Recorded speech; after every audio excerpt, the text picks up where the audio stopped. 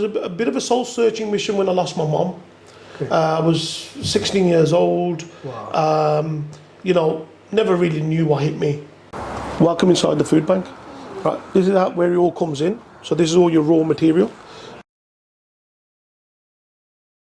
What's up, lovely people? Welcome back to another video right here, Entrepreneur Podcast Club.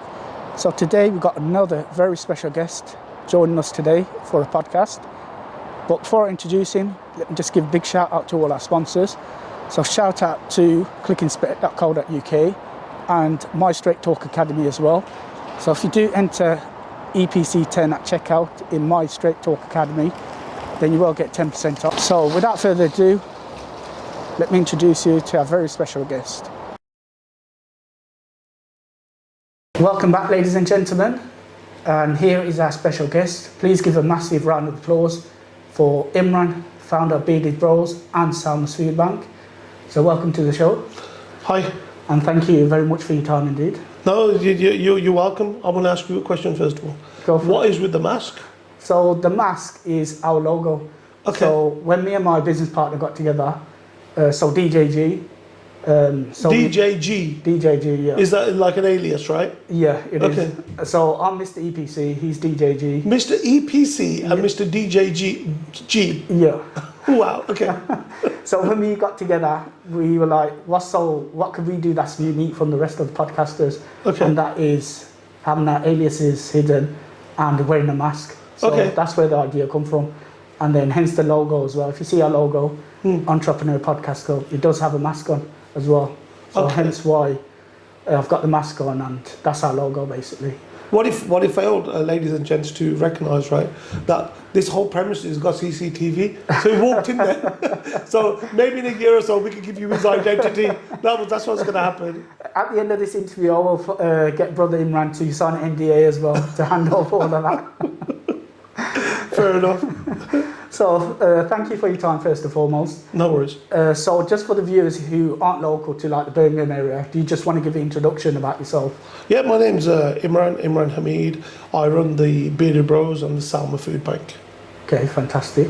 And in terms of your Bearded Broz and Salma'S Food Bank, when did you open these businesses up? 8 years ago. I'm an IT consultant by trade. Okay. I've been in the business since 2003. Oh. Went to university, got a first honours degree from Salford. I'm the youngest of 5 kids. Okay. Okay. Grew up very, very spoiled background, if you like, very affluent background. Yeah. Never really knew what poverty was. Wanted to do something a little bit different. Never really, second generation Pakistani Muslim in this country. Yeah. So, growing up in a traditional Pakistani household where, you and I were praying because mom and dad told us to pray. We were reading the Quran because mom and dad told us to read the Quran. Yeah. Nobody really understood what we were doing. Yeah. So I was a bit of a soul-searching mission when I lost my mom. Okay. I was 16 years old. Wow. Never really knew what hit me. Never knew of the first time I saw death, per se. It was about 8 years ago where I was at a Jummah khutbah, and which is Friday's sermon, and it was in English, and the imam of the mosque was explaining about Sadqa Jariyah. Yeah. I heard it all my life. The penny never really dropped for me. Yeah. What he really meant. So what the guy was saying was, in a nutshell, that whatever I did good, my mom would get rewarded for it. Yeah. I was like, bingo. Yeah. This is a way in, right? Yeah. I could communicate with my mom in this manner. And he was saying stuff like the angels come to the deceased and they say, listen, this is a gift from your offspring. And I was like, you know what? I could do this. Yeah. It was that sort of mind, that sort of thinking. So about 8 years ago, just went to Asda with my dad and loaded up 2 trolleys of food. Yeah. And the initial plan was to go and feed the homeless. So that's what we did. Went out there like mad people, feeding the homeless. Okay. It was a conversation with a homeless guy that introduced me to the world of food banks. He told me about places that existed called food banks, and that people would go there, not necessarily being homeless, but people behind closed doors would go there and get food. Yeah. I was like, oh, okay. So started discovering the whole food bank scenario. I think it's important to probably mention that, like I said, I grew up in a very affluent household. Okay, money wasn't an issue. Yeah. Okay, I never knew what poverty was. It didn't exist. I couldn't. It was always about, you know, you've got this and next person got this. It's always looking up. Yeah, absolutely. You forget to look down. Yeah. So it was, you know, when I was looking at this whole homeless thing, food bank situation, I went and volunteered for a food bank. Went there. So how a food bank works, a traditional food bank, you need a piece of paper. It's called a food voucher. Yeah. And you take that to the food bank whenever they're open, and they'll give you some food. Okay. So I worked there for about a week, and what really brought it home for me was a Afro-Caribbean lady comes with a pram, Yeah. 2 kids in the pram, crying, saying that she never had this voucher. I was standing in a warehouse full of food, and we could not help her because she did not have this piece of paper to say that she needed food. Right, so we wanted to do something. So what did we do? So we developed the only emergency food bank in the country. So what this was your interim period of emergency where anybody, doesn't matter who they were, color, creed, nationality, religion, whatever, could knock on the door, explain the situation to us, and we would give them a bag of food. That's what it was. So I looked at the whole charity thing. Yeah. How do you become a charity? Too long-winded. Yeah. Too much red tape. Right? A load of cobwebs. It was just too many hurdles to cross. And I didn't really want to take any money. Yeah. My dad said to me, he said, listen, don't take any money. If nobody supports you, I'll support you. And I said, why? How am I going to do it without taking money? Yeah. And he said, you're not doing anything. It's God that does everything. Yeah. And, you know, how right he was unbelievable. A massive learning curve for me. He said, look, nobody knows what you drive, nobody knows what you wear, nobody knows where you live. Yeah. You know, as soon as you start taking people's money, the whole mentality of, oh, that's where the charity money goes to, will come into it. And I never took much note of him then, but, you know, what a brilliant model, Yeah. right? We don't take any money. We ask the normal everyday public to donate food to us, just food. And then as a team of volunteers, we now have just over 750 volunteers. Oh, wow. Yeah, we bag that food up.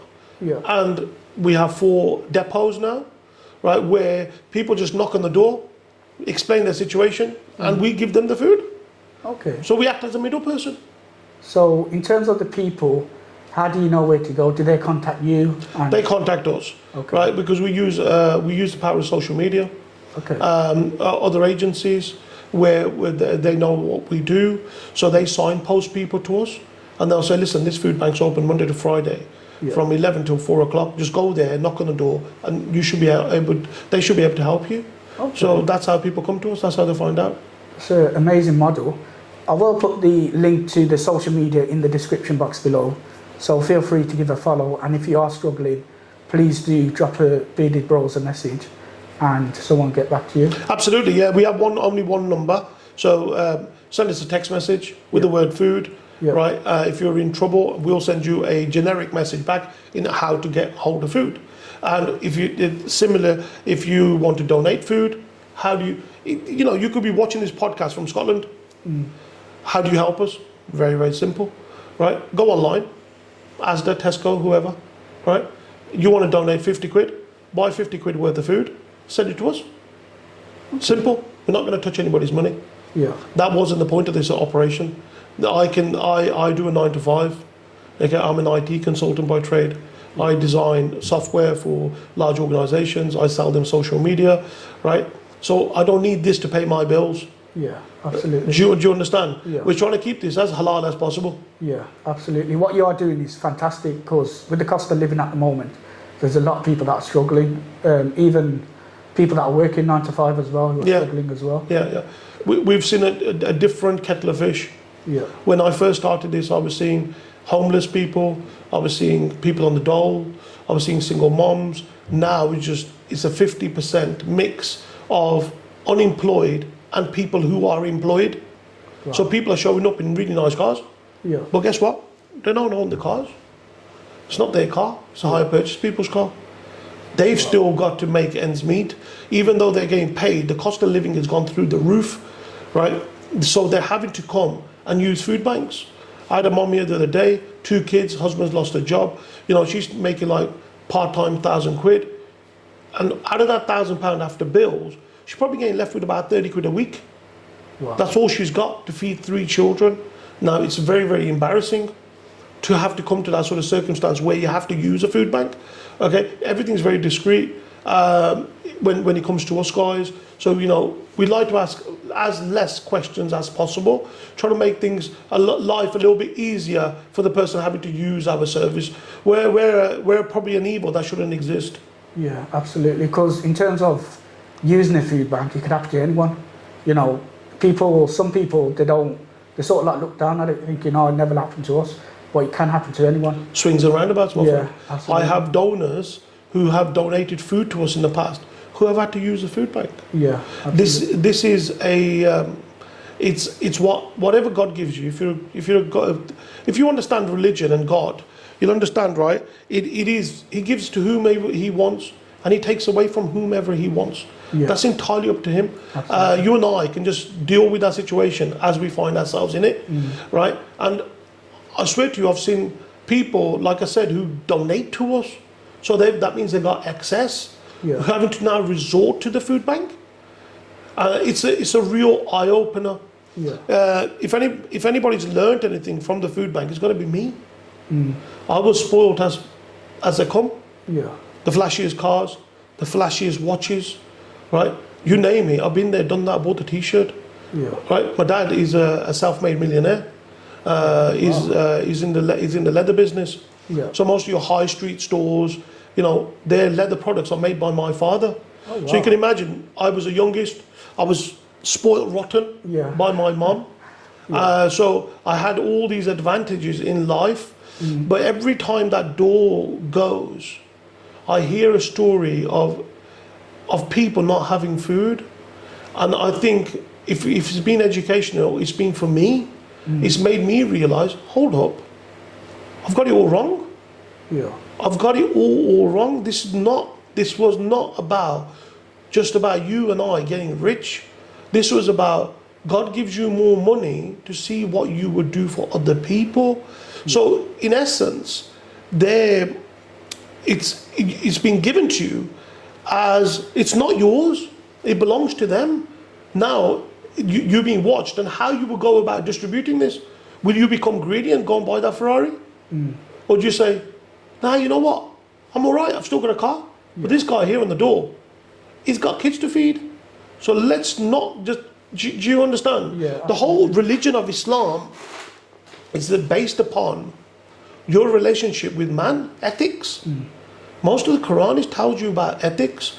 I'm very happy that I read Islam in the language I understand, which is English. Yeah. And I want to. There's something which really sits with me still to this day. It's really really powerful stuff. Is a believer isn't a believer that goes to bed satisfied while his neighbor sleeps hungry. What does that tell you?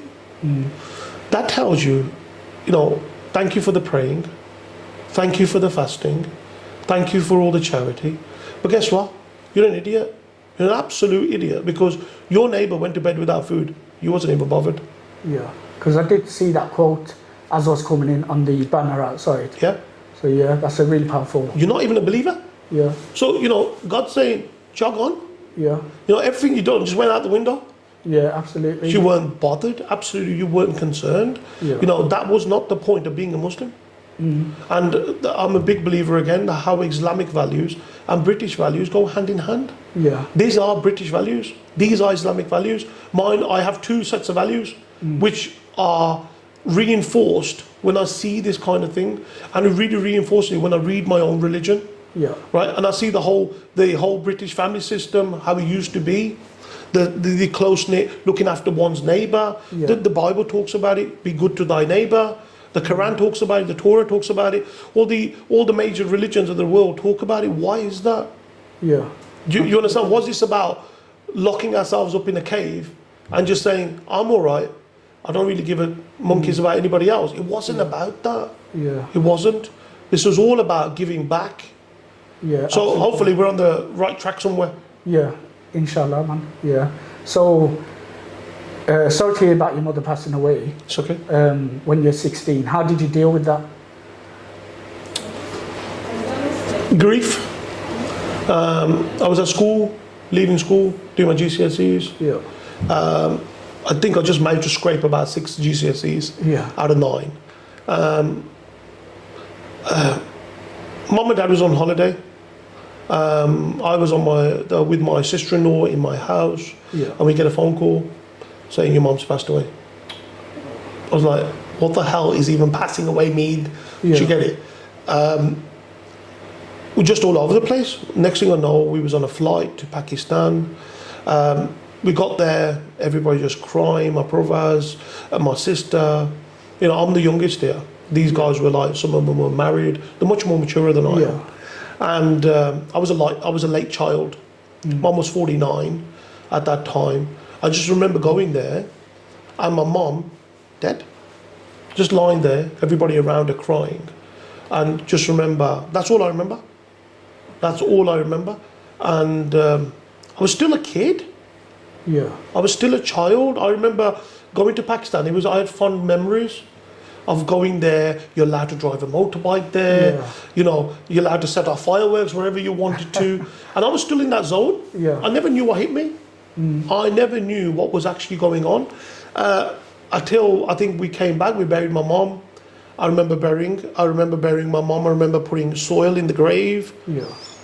It was really powerful stuff, and that day really took me off my tracks. My dad, who's now in his 80s, he lost the love of his life. Yeah. So it must have been, you know what, really tough for him.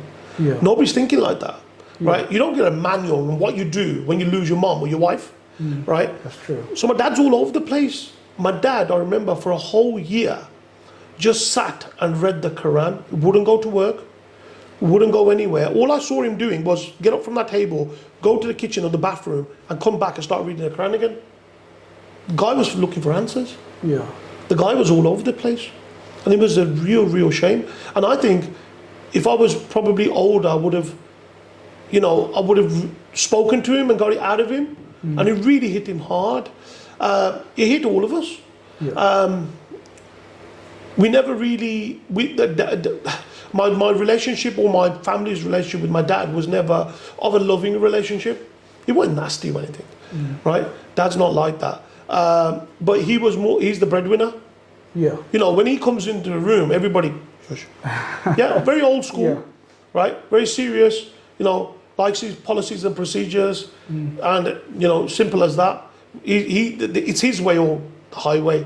Yeah. You know, so Dad was like that. So there's no such thing as having a heart-to-heart with him. From school straight to college, just fighting. Yeah. Went off the rails, big time. I was just really angry. I was really angry. And I wasn't just fighting normal fighting. I wasn't just getting into, I was just picking fights. I would randomly stand in front of 5 or 6 people saying, let's go for it. I was off my trolley. Was that the anger? Well, I get to realise that bit later. Yeah. I get kicked out of one college for fighting. I just kept on fighting for no reason whatsoever. You know, I'd walk past people saying, what are you looking at? They weren't even looking at me. That was the worst thing about it. They wasn't even looking at me, right? I would say my siblings definitely failed me because they were way older than me, but I couldn't speak to anybody, right? Nobody ever put their arm around me to say, are you all right? Do you want to talk about this? Do you want to let it out? Yeah? Again, you know, they were busy with their own lives, so I'm not very close with them in that manner. I think that probably the only person I did that was my sister, who I'm really tight with, right? Because she could cry with me, I could cry with her, sort of thing. Went to my second college, and got into another fight, as you do, right? And he was my business studies teacher. She collared me, and she was really upset with me. Yeah. And she said, "What is wrong with you? You're a bright kid. Yeah. Why do you keep on doing what you're doing?" Right? And I had about an hour heart to heart with her. Oh, Told her what's going on, told her I lost my mom, and I just could not keep the tears inside myself. And this was a random stranger you wouldn't expect me to be speaking to. Yeah. But she became, her name was Moira, she became like a counselor to me, right? And she said, "You're grieving?" Yeah. What the hell is grieving? It was a bit like that. What the hell is grieving? Yeah. Right? And she said, "You're grieving? That's the way you're venting your anger. This is what you're doing. Do you not get it?" And I was like, "No, I don't get it." So she explained to me that what was actually going on was that I had that much anger built in me because of what I'd seen and losing my mom. This was the way I was venting it out. Yeah. I was just going mad. That was the reality of it. And it was her, she said, "Listen, if you're going to fight again, you and I are going to fall out." So I think sometimes if someone just takes the time out to understand why someone is being angry, I think that helps a lot, like it did in your situation. 100%. So 100%. It was an adult who I respected as my teacher, who was telling me, "If you do it again, I'm not going to talk to you." yeah. So I was like, "Oh damn." I never did it again. Okay. Passed college, went to uni, got a first honours degree, business IT. Good. So I wasn't thick. Yeah. You know, thanks God for that. You know, I wasn't thick. Starting working like with my dad, part time with my brothers. My dad suggested, you know, not a very good idea because I was a leader type. I wasn't a follower type. So it would never get on. So go and do your own thing. Yeah. So I worked with my brothers and wife, you know, for a couple of years, just part time. Yeah. You know, just in the sort of leather industry. Yeah, I couldn't see that happening because I was very, very strong-minded. I was a leader. Yeah. I did not want to follow. That was probably, and my dad understood and recognised that. Yeah. So I did my own thing for many years. You know, even with my own family, you know, my dad, my brothers, they left me to it. Yeah. Which I think is wrong. I definitely would not. You should always follow up with the young ones. Yeah, absolutely. Do you understand? And I think what they did there was totally incorrect. Would I do that if I had a younger brother? No way in the world. Okay. You know, he could be wanting to be a leader. He could have the biggest attitude problem in the world. You can't abandon your family. Yeah, absolutely. So you mentioned you got 5 siblings. Yes. There's 5 of you in total. What is the age gap between all of you? The eldest, so I've got 3 brothers first of all. Yeah. And my eldest brother is in his 50s. Okay, right. Right, he's close to probably 60 now. Okay. And then the one below him is year younger than him. There's one below him who's a year younger than him. Then it's my sister who's about 4 years younger than them. Then it's me. So these guys were way older than me. Yeah. Okay. But what I've realised, right, in life, yeah, I sit there and say now that where were the family? They have their own lives to live. Yeah. But again, it's a very selfish world. It is. It's a very, very selfish world out there. Yeah. And it's a shame. It's an absolute shame. And I remember, you know, after sort of like 8 years of being in business, where were my family? Yeah. Where were they? You know, if that was my younger brother and I see him doing well for himself and, you know, trying to support himself without having any support from the elder members of the family, i.e. my dad and my brothers and what have you not, I'd be with him. 100%. I'll be with him, supported him, you know. But that's not the way the world works. Yeah. It's not the way the Asian culture works.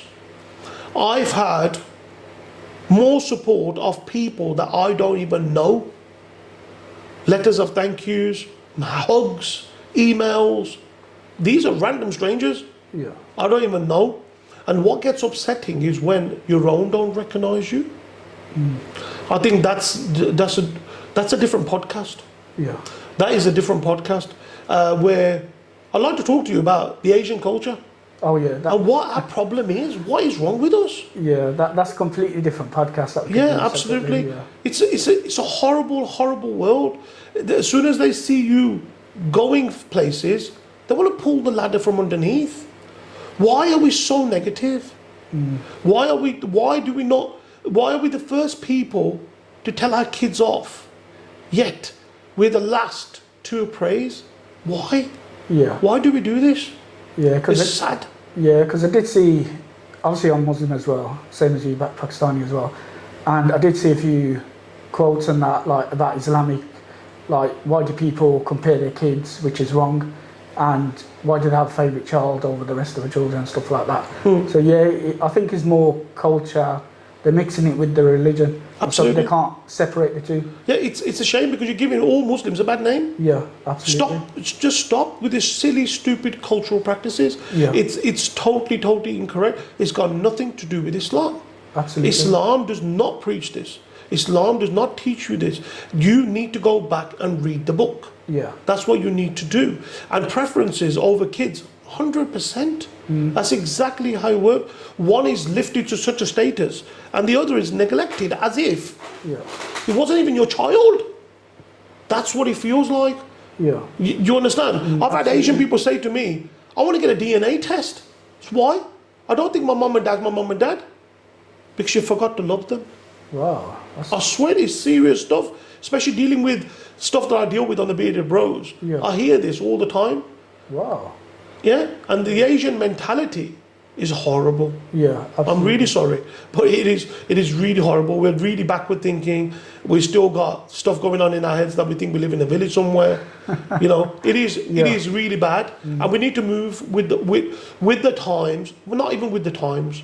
You know, stop calling yourself Muslim if you're not going to behave like one. Absolutely. You know, this is the bigger message. Yeah.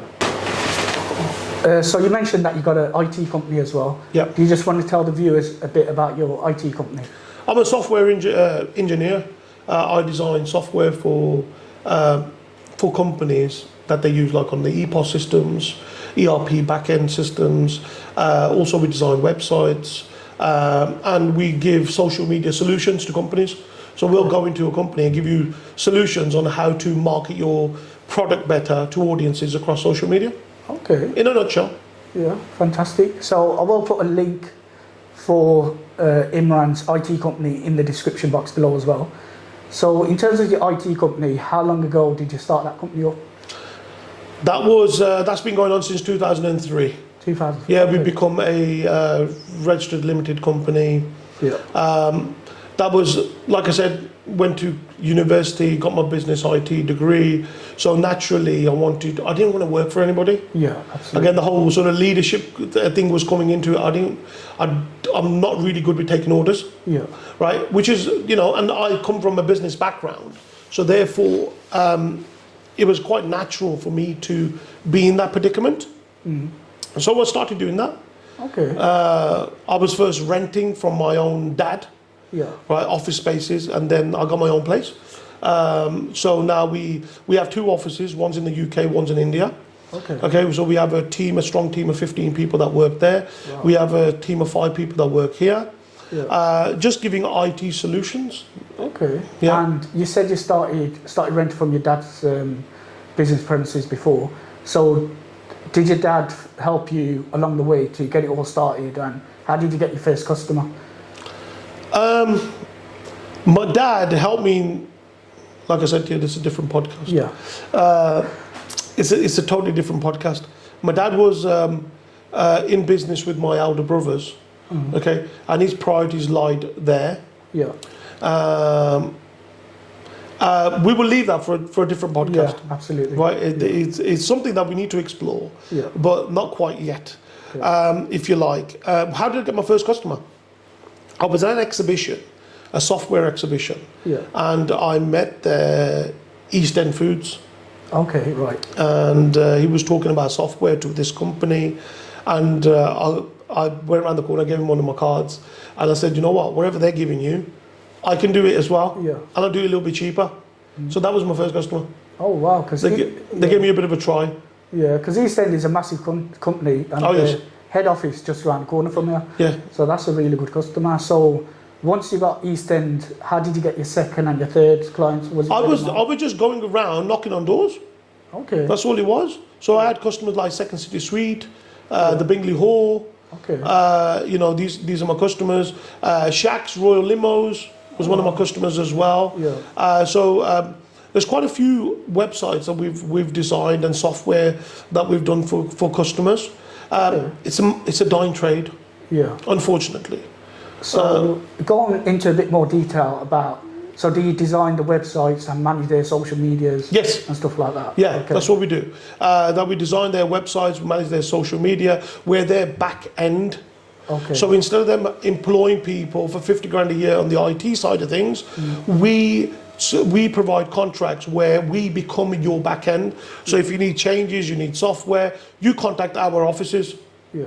So this is what we do in a nutshell. You're outsourcing the IT to us. So that could be anything to do with designing a flyer, designing for social media, whatever it needs, hardware solutions, software solutions, printing solutions. Okay, we do everything, every single thing. It's incredible, that is. So in terms of, because social media started getting big probably around 10 years ago, 6, 7, 10 years ago probably. So how did you make that transition from what you were doing before to the social media? I knew a bit about social media, Yeah. being in the business of selling social media to companies. So I never thought of the food bank as being ever part of the whole social movement. But what was actually going on, from when we bought these 2 trolleys of food to feed the homeless, Yeah. and then I went and volunteered for the food bank and saw this model of food bank, wanted to do my own. So what I was doing is I was using my own personal Facebook page Yeah. and putting on there, if you need food, contact me, putting my personal number on there. And I was bombarded with phone calls from everywhere, Wolverhampton, Warsaw, Smethwick, Dudley, you name it, from every angle. Yeah. So what we would do every night, me and the wife and the children, we would load up my vehicle, go to Asda, load up my car, make the bags in the back of the boot, and drive around to all these people that phone me during the day, Yeah. giving them food. Okay. I was bringing my findings back to relatives and family, saying to them, you know what, this is what's going on. And they was like, you know what, typical Asian mentality again. Yeah. You're being ripped off. Yeah. There's no one in the whole of the UK that goes to bed without food. They're lying to you. I said, no, listen, yes, they get paid dole money and this, that, the other, but it's not enough.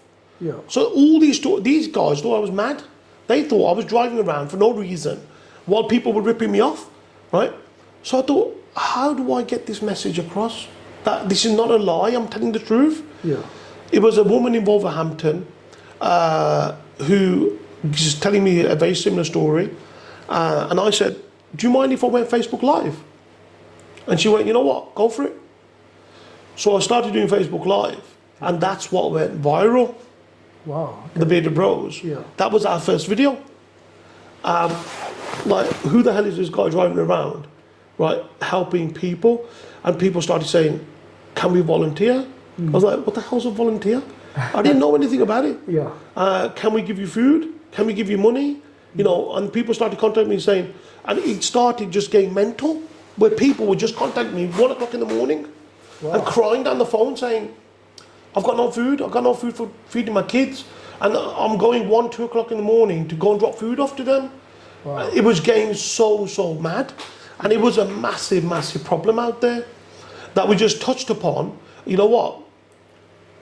I have to say that looking back at it now, hindsight, I didn't do anything. It was him that put me in that predicament. Yeah. It was him that gave me the money to fulfill this need. Yeah. It was him that made these people need food and just made me an interim, the intermediary, sorry. Yeah. It wasn't me that done anything. Wow. Funny as it sounds, right? It wasn't me. He is doing me a favor by letting me do what I'm doing. Yeah. He's the one that's putting it on the plate for me. He's the one that made it easy for me. everything I think about that's happened, it's him that's put it there. I do not have the ability to do this. Yeah. I'm telling you the God's honest truth. This is coming from your everyday Joe. Do you get it? I don't have the ability to do this. We have fed now just over, I'd say, 250,000 people. Wow. Right? Where did the food come from? I have no idea. It is crazy, mate. Yeah. I could go into the food bank and say, we got no beans left. We only bought some the other day, right? And I swear the bell will go and somebody will bring you beans. Wow. It's scary. Yeah. It is very, very scary. It's like, somebody up there is listening, thinking, beans, let's go. You, Mr. John, you're going to go get the beans. Yeah. Who's the one that puts it in the heart of John to go and bring them beans? Who is the one? Right? There is something bigger out there. Yeah. And trust me, this has reinforced my belief in God. Yeah. This has reinforced it big time. I see it on a daily basis. I'll give you a story, right? We had a guy the other day, he's a YouTuber, right? And he buys and sells cars. Yeah. Buys damaged cars, does them up and sells them. That's what he does for YouTube. And out of the blue, he decided, I'm going to buy a car, and you know what? I really like the Salma'S food bank, and I'm going to give it to them. All the proceeds, I'm going to give it to them. So he contacted us. What is it that you guys need? Because we don't take any money. We need X, Y, and Z. Right, so a full list of stuff that we need. Our generic stuff that we normally have. And I didn't know what day he was coming. Didn't know anything. Went into the food bank, and there was a mom on the door. She wanted size 5 nappies. Gave her the last pack. We got no size 5s left. We got every other size, but no size 5s. Right? 10 minutes later, this guy shows up, camera rolling for YouTube. The story was, he bought this car, X, Y, and Z, and you know what? Car sold really well. It was 800 quid that he made from it. Wow. Wanted to donate it all to charity. Went and bought 800 quid worth of food. Okay, unload him. Okay, open his boot. Loads and loads of food and nappies. Wow. What size do you reckon the nappies were? 5. Size 5. Wow. I said, bro, why have you only bought me size 5 nappies? Yeah. And he goes, them are the only ones on the shelf. Wow. I swear. Yeah. Hair on the back of your neck stands up thinking about it. Yeah. That, what? He goes, I wanted to get nappies. They were the only ones on the shelf. Are you being serious? Right, this is scary stuff, man. It's really scary. When I say scary, I'm describing it as scary. It's, alhamdulillah, it's a blessing. Yeah. Right? But who joins them dots? Who does it? Yeah, it's crazy once you think about it, breaking it all down. Yeah. Because you give your last size 5 nappies out, Yeah. and then someone else comes and actually gets your nappies. which Size is 5? Yeah. And they were the only ones on the shelf? Like, damn. Yeah. Do you understand? Because Yeah, he would have bought absolutely. every other ones as well, or probably had missed size 5 probability. Yeah. But what is the chances of that? That is And we crazy. see this on a regular basis. Yeah. Honestly, it's crazy.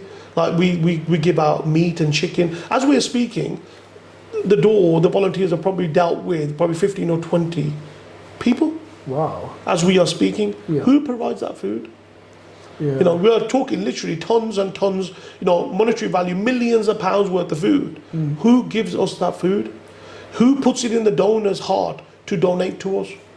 So I've got a question for you. So you have all these big supermarkets, like where we are, we've got quite a few supermarkets just down the road and further down.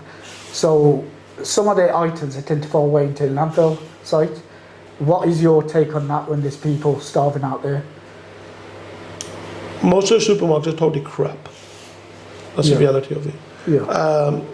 They give away these foods because it's a business.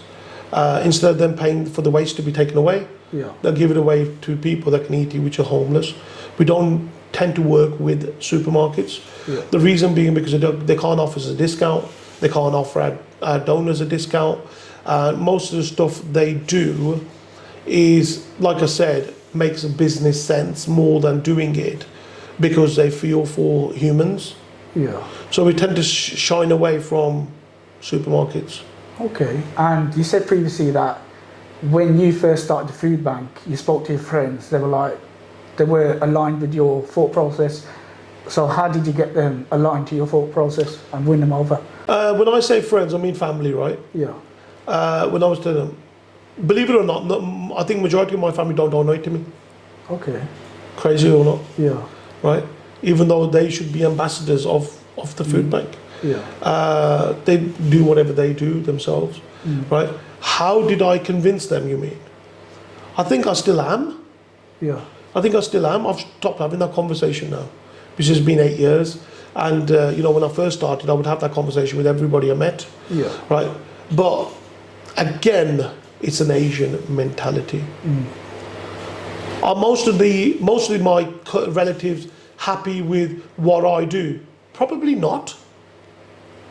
I'm being serious. Wow. Probably not. I can see a massive jealous void. It's a shame. Yeah, because you are doing something good for, Pride for Charity and the hereafter as well. Yeah. So that is a shame as well. Yeah. What they're going to understand, I'm not an imam, I'm not a Maulvi, I'm not a religious person, I'm just like you and I, Yeah. right?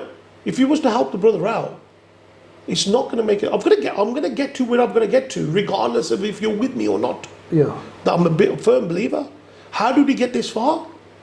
It was the general public. It was everyday Joes that don't even know me.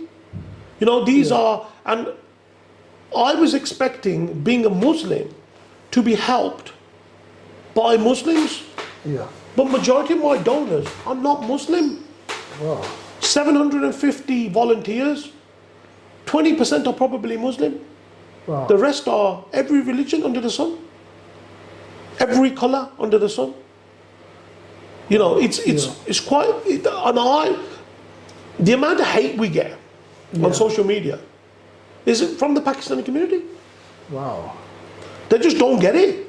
They instead of them tackling the subject of that video, for example, Yeah. they will have a personal go at me. You think, seriously? Wow. So how do you deal with that hate? Do you just ignore them now? Or? Oh, we're an IT company. So we monitor social media like hawks. That's our business. So there's idiots out there who, try to say X, Y, and Z. They're deleted and blocked in pretty milliseconds. Okay. Literally, we deal with them in that manner. Or people say, we want people to have an opinion. We want people to disagree with us. But there's a way of disagreeing. You don't start effing and blinding, right? Which a lot of our lot like to do. Because probably lack of education, probably. And them kind of people we haven't got time for. Yeah. We just seriously haven't got time for. We're doing bigger and better things. We're on Netflix. We've done so many documentaries. We want to move forward.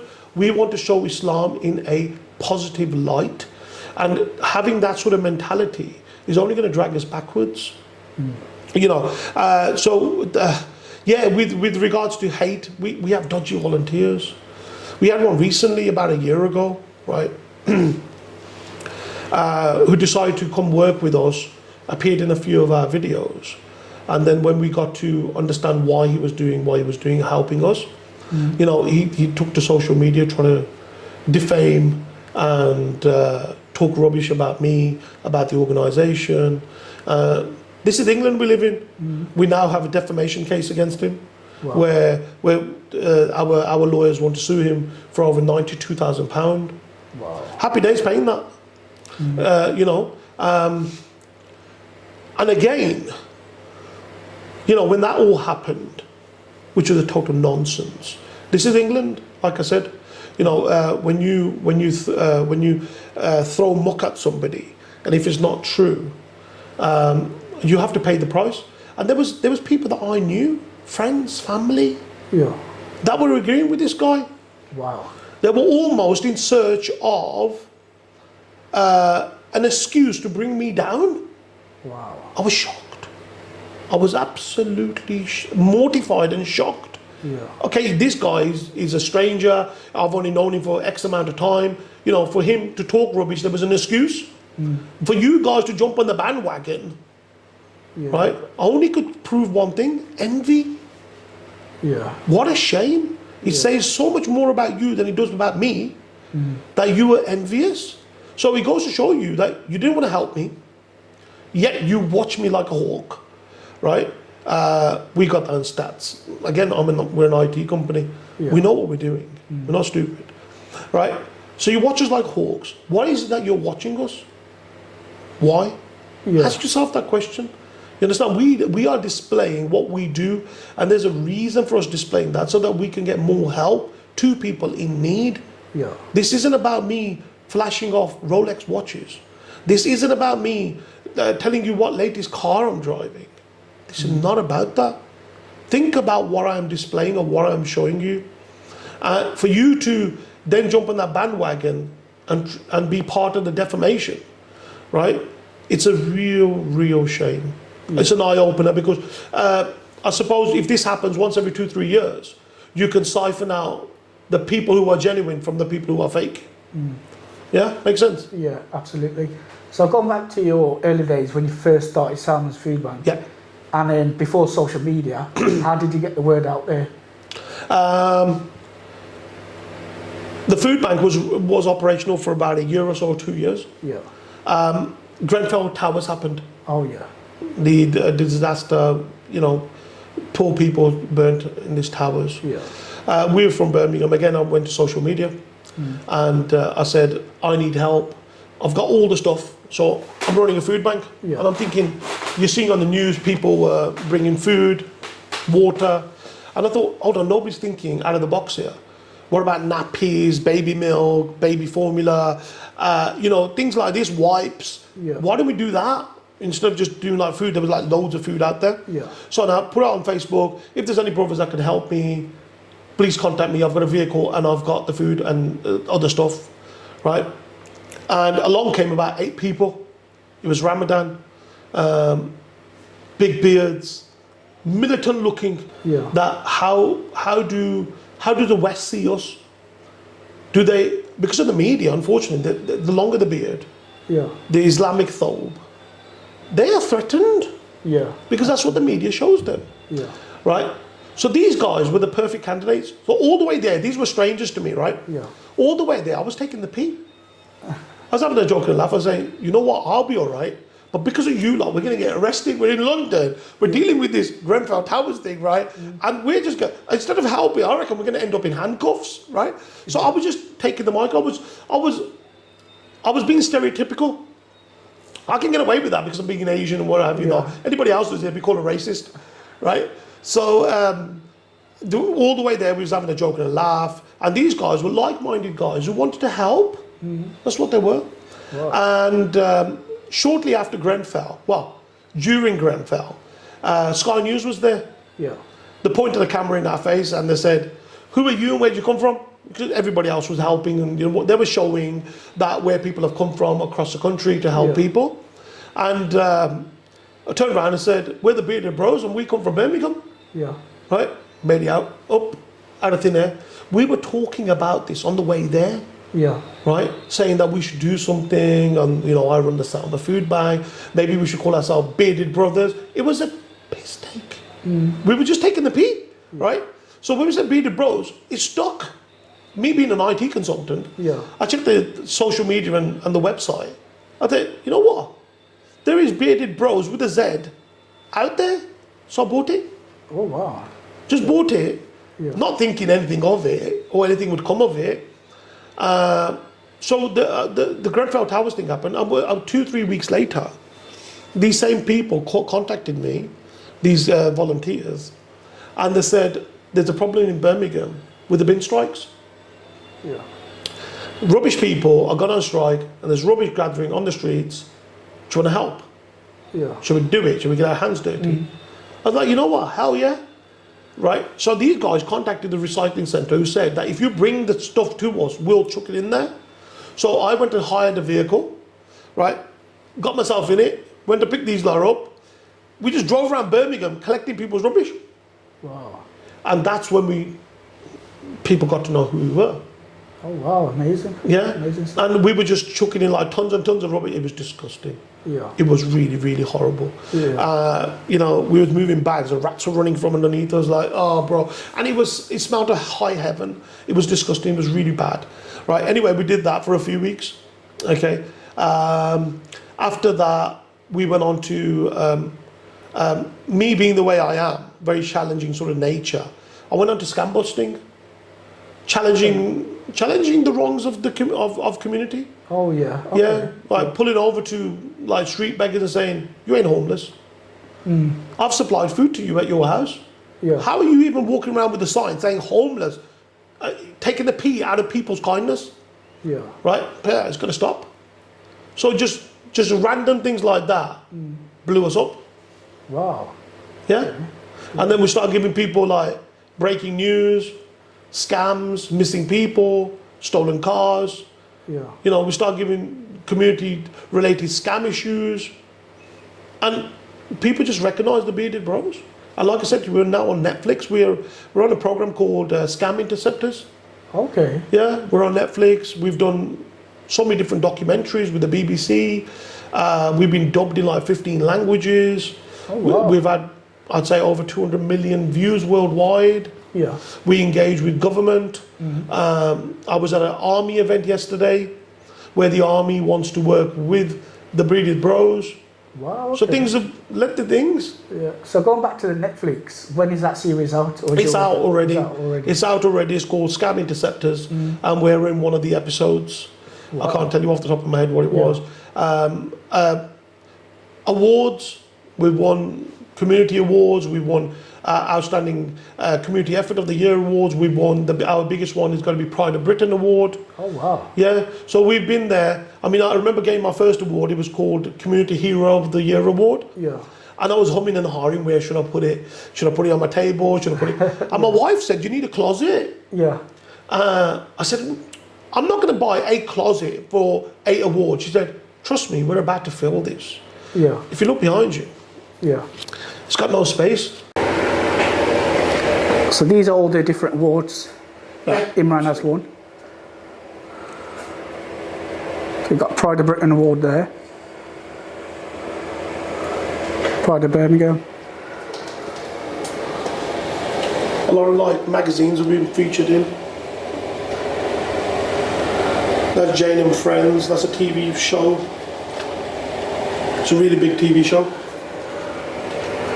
I actually, she gifted me a holiday, a 10-day cruise through Europe. Yeah. Pretty cool. I Fantastic. still haven't been. I haven't got time. Okay. Yeah. Again, I must stress, right? I must stress. I swear to you, I do not have the ability to raise a finger. I don't. Yeah. I am not worthy. I am nobody special. I am scum. End of story. Think about yourself like scum. You're a nobody. Kill that within yourself. It's called pride, right? And I'm working on it on a daily basis. I'm trying to kill it. I'm trying to kill that ethos of being proud. This is not possible. This is not achievable, right? By anybody's standards, by anybody's ability. This is only doable if the Almighty wills it to be. I must stress that. There's nothing special I have done. You, if you were put into my predicament, would have done the same thing. Nothing special. I've just got a big gob. That's all it is. Nothing whatsoever. You know, and please, my bigger message is, if you are Muslim, understand, right, being humble is one of the biggest jihads that you could fight with yourself. It's easier said than done, but try, kill that pride. Yeah, absolutely. God doesn't like it. Yeah. Because even if you got an even ounce of arrogance in you, then it's game over in the hereafter. It is game over. Yeah. It is literally game over. And I wouldn't want to see anybody going to hell. Yeah. I don't think that'd be the right thing to do. I would wish to see everybody in heaven in a much more better place, right? Honestly, and it's pride that does us. Yeah. It's pride that does us. Use social media to your advantage to benefit somebody else. You know what? There's too much showing off. Absolutely. How are you ever gonna win? You know what? You can go get a Bugatti. What is it? 2-3 million quid, whatever it is, right? The next guy is gonna have a helicopter. What are you gonna do then? Go buy an aeroplane. Yeah. And then what are you going to do if you got an aeroplane? You're going to have to go and buy Burj Khalifa or something. The point is, looking upwards, it's never going to stop. The greed becomes bigger and bigger and bigger. Absolutely. It's horrible, it's disgusting. It's not the right thing to do. Look beneath yourself. One of the biggest cures for anxiety and depression is to look and help someone who is less fortunate than you. Because by looking up, you're only going to stress yourself out. You're only going to be worried about things that you cannot control. Yeah. Do you get it? Absolutely. Yeah, look beneath yourself. The Quran keeps on giving you examples about going to help the needy. Trust me, you're not helping anybody. Yeah. If anything, you're helping yourself. Absolutely. Yeah. So in terms of, because you've got a little celebrity status in around this area, how do you deal with that? Out and about. Celebrity status, I wouldn't like to call that, but I do get recognised. Yeah. I even got recognised the other day. I was in a flight going to Turkey. I was recognised. Yeah. Right. Alhamdulillah, like I said to you, we've had 190 million views worldwide. But how do you deal with it? By being humble. By being humble. I think if you do get recognised, first thing to do would be to thank the person for even recognising you. Yeah. To thank them to even support you, right? And I think that's the best way to recognise it. To recognise a person who's just recognised you. Yeah, absolutely. Definitely. Yeah. Welcome inside the food bank. Right, this is where it all comes in. So this is all your raw material. Okay. So a typical food bank parcel would have cornflakes, milk, soup, beans, rice pudding, tea bags, pasta, biscuits. That's your typical food parcel. Then it gets made into food parcels like this, and this is what an emergency food parcel looks like. Then we get all sorts of people from across every sort of community. So it's important to have rice, flour, oil, chickpeas, tomato tins. As I'm speaking to you, I have a family outside. If they don't come to us every month, they will have to starve. Literally, this is how serious this is. So we must keep our doors open. The only way I can keep my doors open is by you guys donating to me food. We don't take any money, just food. So when you give me a can of beans, I can't take anything away from that. It has to go to somebody else. Do you understand? There is no middleman cut here. There's nobody paying wages.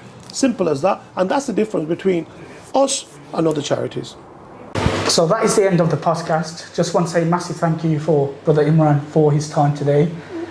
All the social media links will be put in the description box below. Please do hit that subscribe button and notification button. And thank you very much for watching.